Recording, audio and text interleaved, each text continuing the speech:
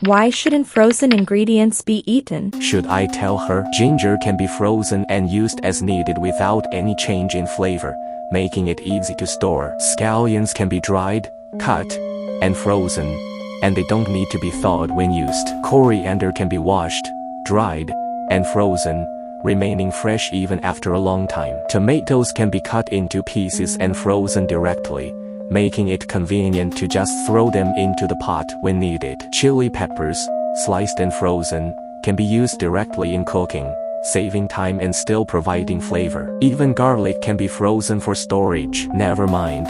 Even if I tell her about these cooking tips, there are no likes or comments, and even my long videos don't get any attention. I guess I shouldn't tell her.